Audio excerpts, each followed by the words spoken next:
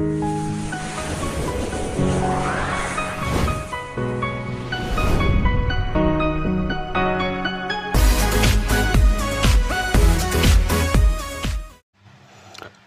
Viewers, welcome to our channel Excel English Zone. एक बार पुनः एक्सेल इंग्लिश जोन में आप तमाम देखने वाले व्यूवर्स स्टूडेंट्स का स्वागत है। और आज हम लोग स्टोरी ऑफ इंग्लिश के बुक से यानी कि 11th-12th में जो बुक प्रेस्क्राइब्ड है उस बुक से हम लोग लेकर आए हैं कुछ सेलेक्टेड बुक्स नेम और उनके ऑथर के बारे में। जी हाँ, कुछ सेलेक्टेड बुक्स नेम और उनके ऑथर। तो सबसे पहला हम लोग पढ़ेंगे पोइट्री और पोएट यानी कि कविता। जी हाँ, पोइट्री का मतलब होता है कविता। तो कविता और उनके कवि के बारे में पढ़ेंगे, क्योंकि आमतौर पर ये 11th-12th के क्लासेस में 12th बोर्ड एग्जामिनेशन में क्वेश्चन पूछे जाते हैं। जैसे कि पूछ देता है कि द कैंटरबरी टेल्स किसने लिखा, द कैंटरबरी टेल्स किसने लिखा। तो स्टूडेंट्स को पिक करना होता है, ऑब्जेक्टिव क्वेश्चन बेस्ड रहता है। तो इसमें चूज़ करना होता है कि इसके पोएट कौन है। तो उसी से रिलेटेड, उसी से रिगार्डिंग हम लोग आज 40 करेंगे, यानी कि 40 क्वेश्चंस करेंगे, जिसके राइटर बिल्कुल राइट साइड में दिए होंगे और लेफ़्ट साइड में उस पोइट्री का नाम, उस ड्रामा का नाम, उस नॉवेल का नाम दिया होगा। तो आइए बिना किसी देरी के हम लोग शुरू करते हैं। सबसे पहले पोइट्री सेक्शन। पोइट्री सेक्शन में नंबर 1 द कैंटरबरी टेल्स। जी हाँ, द कैंटरबरी टेल्स बहुत ही पुरानी, लगभग 15वीं शताब्दी की ये किताब है। 15वीं-14वीं शताब्दी की किताब है ये, जो कि जॉफरी चौसर के बारे में आपको पता होगा कि इन्हें मिडिल इंग्लिश ग्रामर का पिता माना जाता है और साथ ही साथ पोइट्री का भी पिता माना जाता है। My dear students, the Canterbury tales को किसने लिखा है? तो the Canterbury tales Geoffrey Chaucer, my dear students, Geoffrey Chaucer के द्वारा लिखा गया है। यही कैंटरबरी टेल्स जिसमें 29 पिलग्रिम्स के बारे में चर्चा है। जी हाँ, द कैंटरबरी टेल्स के बदले कभी कभी प्रोलॉग टू कैंटरबरी टेल्स भी देखने को मिलता है। प्रोलॉग टू कैंटरबरी टेल्स, इसलिए कंफ्यूज नहीं होना है। इसका सही जवाब, इसके पोएट का नाम जॉफरी चौसर है। Next number 2। जी हाँ, number 2 Piers the ploughman. Number 2 Piers the ploughman के पोएट कौन है? William Langland. William Langland Piers the ploughman के पोएट्स हैं। Third, le morte d'Arthur. जी हाँ, le morte d'Arthur. Arthur वहीं राजा आर्थर, किंग आर्थर के बारे में है।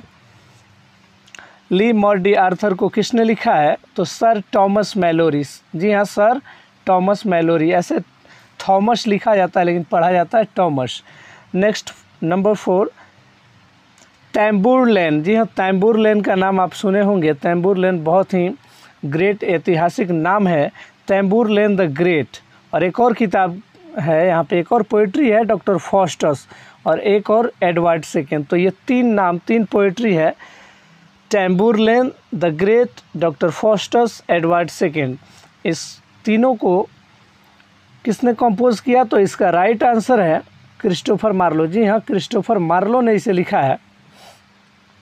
Now we move on the next slide. Next slide में इसमें नंबर 5 में पैराडाइज लॉस्ट। जी हाँ, पैराडाइज लॉस्ट, और एक और पोइट्री का नाम है पैराडाइज रीगेंड। जी हाँ, इन दोनों ही पोइट्री को लिखने का श्रेय जॉन मिल्टन को जाता है। जॉन मिल्टन ने इसे कंपोज किया था। तो स्टूडेंट्स ध्यान देंगे, जहाँ भी पैराडाइज आए तो आँख मूंद के ऑप्शन में आप टिक करेंगे जॉन मिल्टन। नेक्स्ट है number 6 rape of the lock. Rape of the lock को लिखा है अलेक्जेंडर पोप ने। जी हाँ, ताले के साथ छेड़छाड़। रेप ऑफ द लॉक को अलेक्जेंडर पोप द्वारा लिखा गया है। ध्यान देंगे, रेप ऑफ द लॉक को किसने कंपोज किया है? अलेक्जेंडर पोप ने। नेक्स्ट 7 मैकफ्लेक्नो। जी हाँ, मैकफ्लेक्नो जो पोइट्री है, जो कविता है, इसको जॉन ड्राइडन के द्वारा लिखा गया है। मैकफ्लेक्नो किसके द्वारा लिखा गया है? जॉन ड्राइडन के द्वारा। फिर अगला number 8 Jaguar.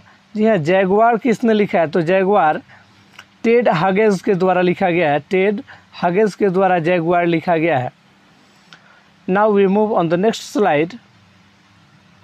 Number 9 poetry the Gitanjali बहुत ही चिर परिचित अंदाज में अरबिंदो घोष के द्वारा लिखा गया है। आपको पता है ऐतिहासिक कविता द गीतांजलि और सावित्री, ये दोनों ही भारतीय कवि अरबिंदो घोष के द्वारा लिखा गया है द गीतांजलि। तो बिल्कुल अब पोइट्री सेक्शन समाप्त होता है। अब हम लोग चलेंगे ड्रामा की ओर। कुछ ड्रामा, सेलेक्टेड ड्रामा, नाटक, ड्रामा को हिंदी में नाटक कहते हैं, दिया हुआ है। और इधर राइट साइड में आप यहाँ पे देख पा रहे होंगे ड्रामाटिस्ट का नाम भी दिया हुआ है। तो ड्रामा का मतलब नाटक और ड्रामाटिस्ट का मतलब नाटक लिखने वाला यानी कि नाटककार होता है। तो पहला गौरबोडक, जी हाँ गौरबोडक। गौरबोडक बहुत ही ऐतिहासिक, गौरबोडक आपको पता होगा बहुत ही ऐतिहासिक नाटक है। माय डियर स्टूडेंट्स ध्यान देंगे, गौरबोडक बहुत ही ऐतिहासिक नाटक है। इसी को जो है सबसे पहला इंग्लिश ट्रेजेडी होने का गौरव प्राप्त हुआ। सबसे पहला जो इंग्लिश ट्रेजेडी है वो क्या है, गौरबोडक है। तो इसको गौरबोडक को किसने लिखा, तो दो व्यक्ति मिलकर इसको लिखे हैं, दो ड्रामाटिस्ट हैं, टॉमस सैकविले और टॉमस नॉर्टन। ये एक बार फिर से मैं पढ़ दे रहा हूँ, टॉमस सैकविले, ये आप यहाँ देख पा रहे होंगे, टॉमस सैकविले और यहाँ पर टॉमस नॉर्टन, इन दो व्यक्तियों के द्वारा गौरबोडक लिखा गया था। अगला है नंबर 11 रोइस्टर डोइस्टर। जी हाँ रोइस्टर डोइस्टर। रोइस्टर डोइस्टर क्या है, आपको पता होगा कि रोइस्टर डोइस्टर पहला रियल कॉमेडी था। इंग्लिश में पहला रियल कॉमेडी अगर कोई लिखा गया तो रोइस्टर डोइस्टर था। जी हाँ रोइस्टर डोइस्टर निकोलस यूडॉल के द्वारा लिखा गया था। रोइस्टर डोइस्टर के जो ड्रामाटिस्ट थे और निकोलस, जी हाँ पढ़िएगा इसको मेरे साथ, निकोलस यूडॉल। अगला number 12 ladies not for burning, यानी कि औरत जलाने के लिए नहीं होती है। ये एक ड्रामा है, बहुत ही खूबसूरत ड्रामा है जो कि औरत के एम्पावरमेंट को बढ़ाने पर जोर दिया गया है, यानी कि वुमेंस एम्पावरमेंट पर जोर दिया गया है। इसके जो ड्रामाटिस्ट हैं क्रिस्टोफर फ्लाई। जी हाँ क्रिस्टोफर फ्लाई ने इसको लिखा है। We move on the next slide. 13 Othello, Macbeth, Julius Caesar. जी हाँ ओथेलो जो ड्रामा है, मैकबेथ और जूलियस सीजर, इन तीनों ही ड्रामा को लिखने का श्रेय विलियम शेक्सपियर को जाता है। माय डियर स्टूडेंट्स ध्यान देंगे, विलियम शेक्सपियर के द्वारा ओथेलो, मैकबेथ और जूलियस सीजर लिखा गया है। Next 14 murder in the cathedral. Murder in the cathedral जो कि ड्रामा का नाम है। द कॉकटेल पार्टी, ये भी ड्रामा का नाम है। कॉन्फिडेंशियल क्लर्क, ये तीनों ही ड्रामा टी.एस. एलियट के द्वारा लिखा गया है। थॉमस एस्टियर्न एलियट, शॉर्टकट में टी.एस. एलियट के द्वारा ये तीनों लिखा गया है। 15 look back in anger. Look back in anger, ये जो है जॉन ऑसबर्न के द्वारा लिखा गया है। जॉन ऑसबर्न के द्वारा क्या लिखा गया है, look back in anger. Next 16 the iceman cometh. The iceman cometh, ये ओ नील के द्वारा लिखा गया है। द आइसमैन कोमेथ किसके द्वारा लिखा गया है, ओ नील के द्वारा लिखा गया है। We move on the next slide. Chitra, जी हाँ 17 नंबर 17 चित्रा और रेड ओलिएंडर। चित्रा बहुत ही खूबसूरत ड्रामा जो कि आर.एन. टैगोर, रविंद्रनाथ टैगोर, आर.एन. का मतलब रविंद्रनाथ टैगोर के द्वारा लिखा गया ये ड्रामा चित्रा और रेड ओलिएंडर है। आपसे क्वेश्चन पूछेगा कि चित्रा को किसने लिखा है, तो आर.एन. टैगोर के द्वारा यह लिखा गया है। 18 the tourist Mecca. The tourist Mecca Asif Karimbo के द्वारा लिखा गया है। The tourist Mecca Asif Karimbo के द्वारा लिखा गया है। नेक्स्ट 19 तुगलक। जी हाँ तुगलक और हयावादना। जी हाँ तुगलक और हयावादना, जिसके राइटर हैं आपको ड्रामाटिस्ट हैं गिरीश कर्नाद के द्वारा लिखा गया है। Next 20 all my sons. My dear students ध्यान देंगे, ऑल माई सन्स जो एक ड्रामा है उसके राइटर आर्थर मिलर हैं। आर्थर मिलर उसके राइटर हैं। आगे हम लोग बढ़ते हैं। आर्थर मिलर ने ये ऑल माई सन्स और एक और उन्होंने ड्रामा लिखा डेथ ऑफ सेल्समैन। नेक्स्ट अब हम लोग बढ़ते हैं प्यारे बच्चों, ध्यान देंगे यहाँ पर नॉवेल्स, जी हाँ, जो चैप्टर नंबर 11 है उसमें स्टोरी ऑफ इंग्लिश नॉवेल पढ़ना है क्लास 11 12 में, क्योंकि स्टोरी ऑफ इंग्लिश की जो किताब है वो 11th और 12th यानी कि 11वीं क्लास और 12वीं दोनों क्लास के लिए उपयोगी है। तो नोवेल की श्रृंखला में हम लोग देखते हैं 21st जो नोवेल है पामेला, जिसका क्या नाम है पामेला। पामेला को किसने लिखा है? रिचर्डसन ने। जी हाँ, रिचर्डसन को ही फादर ऑफ मिडिल नोवेल कहा जाता है, यानी कि जो बीच में अंग्रेजी की जो कड़ी रही 1150 से 1500 ईस्वी के बीच, उस इंग्लिश को हम लोग मिडिल इंग्लिश के नाम से जानते हैं। उसमें पामेला लिखा गया था, पामेला जो कि एक नोवेल है रिचर्डसन के द्वारा। Next 22nd pride and prejudice. Pride and prejudice, बिल्कुल इसको पढ़ना है क्योंकि पढ़ना बहुत ज़रूरी है, पढ़ने अगर नहीं आएगा तो याद भी नहीं हो पाएगा। तो लिखा हुआ है प्राइड एंड प्रेजुडिस, ये जेन ऑस्टेन के द्वारा लिखा गया है। Next 23rd mysteries of Utopia. Mysteries of Utopia ये एन रेडक्लिफ के द्वारा लिखा गया है। जी हाँ, mysteries of Utopia Ann Radcliffe के द्वारा लिखा गया। Next 24th David Copperfield. 24 यानी कि 24 डेविड कॉपरफील्ड या पिकविक पेपर। पिकविक पेपर या डेविड कॉपरफील्ड ये चार्ल्स डिकेंस के द्वारा लिखा गया है। जी हाँ, चार्ल्स डिकेंस के द्वारा लिखा गया है। We move on the next slide. 25th untouchable. Untouchable, untouchable जो कि भारतीय नोवेलिस्ट, जी हाँ, भारतीय नोवेलिस्ट मुल्क राज आनंद के द्वारा लिखा गया है। भारतीय नोवेलिस्ट मुल्क राज आनंद के द्वारा लिखा गया है अनटचेबल। अनटचेबल के नोवेलिस्ट कौन है? मुल्क राज आनंद।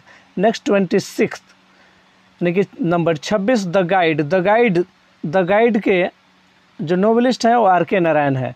27th कांथापुरा। जी हाँ, कांथापुरा या serpent and the rope. Kanthapura या सरपेंट एंड द रोप ये राजा राव के द्वारा, ये तीनों के तीनों इस स्लाइड में जो पढ़ रहे हैं ये तीनों ही भारतीय नोवेलिस्ट हैं। और ये चौथा ट्रेन टू पाकिस्तान खुशवंत सिंह। जी हाँ, ट्रेन टू पाकिस्तान नोवेल लिखने का श्रेय खुशवंत सिंह को जाता है। खुशवंत सिंह भी भारतीय नोवेलिस्ट हैं। We move on the next slide. 29th the god of a small things. बहुत ही ज़्यादा पूछा जाने वाला ये नोवेल है the god of a small things. इसके नोवेलिस्ट हैं अरुंधति रॉय। जी हाँ, अरुंधति रॉय के द्वारा ये the god of a small thing लिखा गया है। We move on the next 30। जी हाँ, 30 नंबर्स में यहाँ पे देखेंगे इनविजिबल मैन। इनविजिबल मैन जो कि राल्फ एलिसन के द्वारा लिखा गया है। इनविजिबल मैन राल्फ एलिसन के द्वारा लिखा गया है। Next 31st 31 number the golden gate.